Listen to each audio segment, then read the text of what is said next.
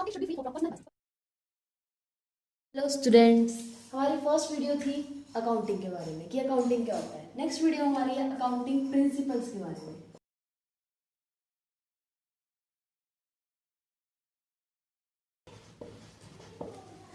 पहला principle, accounting entity and business entity principle. इसका मतलब होता है कि जो हमारा बिजनेस है वो कंसीडर किया जाएगा सेपरेट अपने ऑनर से, कि बिजनेस की अपने खुद की एक वैल्यू होगी, अपनी खुद की पहचान होगी, उसका ओनर से कोई लेना देना नहीं होगा। फॉर एग्जाम्पल योर फेवरेट जियो, जो जियो कंपनी है उसकी अपनी खुद की एंटिटी है, ना कि मुकेश अंबानी की। अगर कोई केस करेगा कंपनी के ऊपर तो वो कंपनी के ऊपर ही कर सकता है, मुकेश अंबानी के ऊपर नहीं कर सकता, क्योंकि उसकी अपनी खुद की एंटिटी है। कंपनी एक अलग से आर्टिफिशियल पर्सन मानी जाती है। नेक्स्ट हमारा है मनी मेजरमेंट प्रिंसिपल। इसका मतलब है कि कोई भी ट्रांजैक्शन या कोई भी इवेंट कैसे मेजर किया जाएगा, in the terms of money. अगर वो चीज पैसों के अंदर नहीं काउंट आउट हो रही तो वो हमारे अकाउंटिंग में नहीं आती। फॉर एग्जाम्पल, अगर आपने किसी बुजुर्ग इंसान की मदद कर दी सामान उठवाने में, तो उसमें आपको कोई पैसे का लेना देना नहीं था, तो वो अकाउंटिंग में नहीं आएगा। लेकिन अगर आपने सेल्स कर दी, परचेज कर दी, अगर आप पैसों में चैरिटी भी कर रहे हो तो वो इसमें काउंट होगा। नेक्स्ट हमारा है accounting period principle. The life of enterprises is broken into smaller period so that its performance is measured at a regular interval. इसका मतलब है कि पूरी जितनी भी हमारी जिंदगी होगी बिजनेस की, जो कि अब एक आर्टिफिशियल पर्सन बन चुकी है, उसकी पूरी लाइफ को मेजर किया जाएगा रेगुलर इंटरवल्स के बीच में। जैसे आपका बर्थडे आता है हर साल बाद, ऐसे ही इसका भी एक साल का पीरियड होता है, that is 1 April to 31st March of next year। Mainly हमारे पास लो के हिसाब से यही होता है, और कैलेंडर पीरियड तो आपको पता ही है।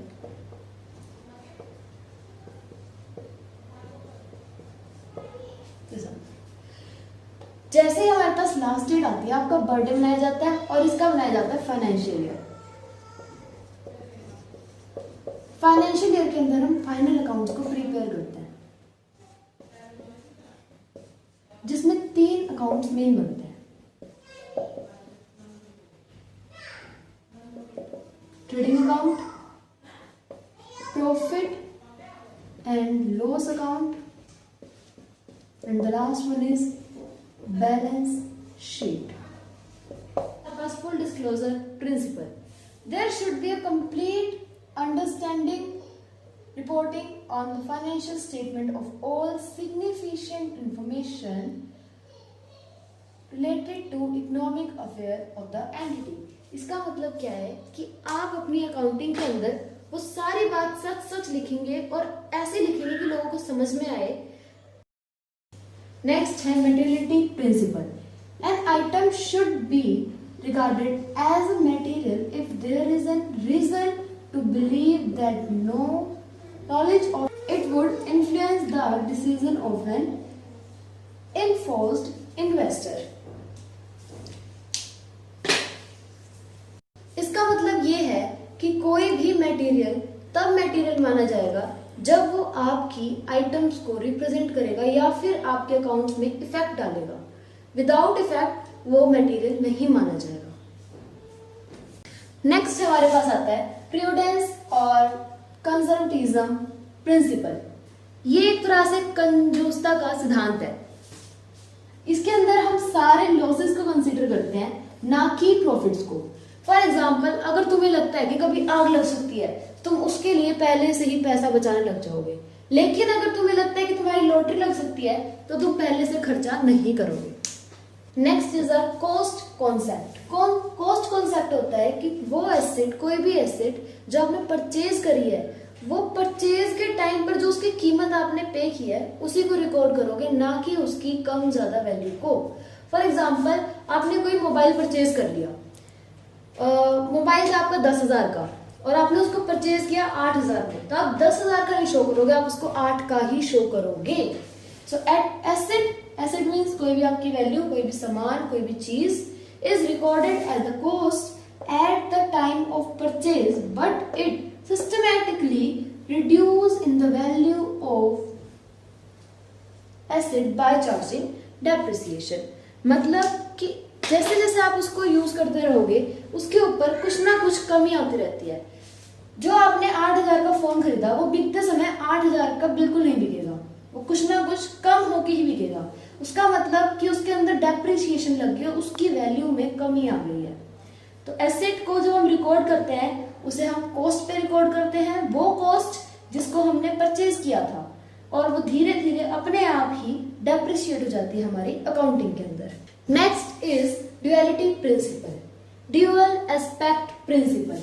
Every transaction has two aspects, कि हर ट्रांजैक्शन के दो कोने होंगे, दो उसके पहलू होंगे, एक होगा डेबिट तो दूसरा क्रेडिट, और दोनों का ही अमाउंट इक्वल होगा। फॉर एग्जाम्पल आपने चॉकलेट परचेज करी 100 रुपीज की,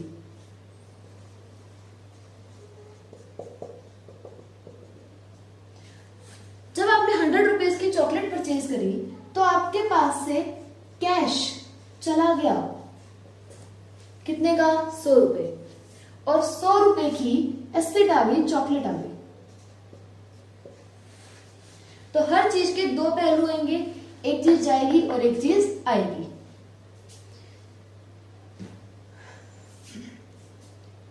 इसमें हमारे पास आता है capital will always equals to assets. मतलब कि अगर आप अपने बिजनेस में 1 लाख रुपए लगा रहे हैं तो उसके अंदर कहीं ना कहीं 1 लाख रुपए का सामान जरूर होगा। कैपिटल का मतलब होता है वो पैसा जो आपने लगाया है। So next is our revenue recognisation concept. Revenue recognisation concept का मतलब होता है that revenue is considered to have been realised when a transaction has been entered. जैसे ही कोई ट्रांजैक्शन हो जाती है तभी हमारी कमाई मान ली जाएगी। And the obligation to receive the amount has been establish, कि जब आपके पास पैसा आने की ऑब्लिगेशन दूसरे के ऊपर लागू हो जाती है वैसे ही आपके पास रेवेन्यू मान लिए जाएंगे। कहने का क्या मतलब है कि अगर आपने कहीं सेल्स कर दी है 50,000 की और वो 50,000 आपको मिले नहीं है अभी तक, तो इट्स ओके फाइन, 50,000 की सेल्स मानी जाएंगी। ऐसा नहीं है कि जब पैसा आएंगे तब मानी जाएगी। Last is our verifiable objective concept. Accounting should be free from personal biasness. Personal biasness होती है कि अपने खुद के खुंदस से परे होकर अकाउंटिंग की जाती है। ऐसा नहीं है कि मुझे वो इंसान अच्छा नहीं लगता तो मैंने उसके ऊपर लोन का झूठा इल्जाम डाल दिया, नहीं। अकाउंटिंग के अंदर ऐसा कुछ नहीं होता, जो भी होता है उसके पूरी वेरीफाई होता है।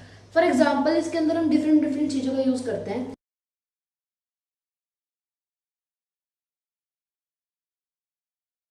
जैसे कि कैश मेमो, बिल्स, इनवॉइस,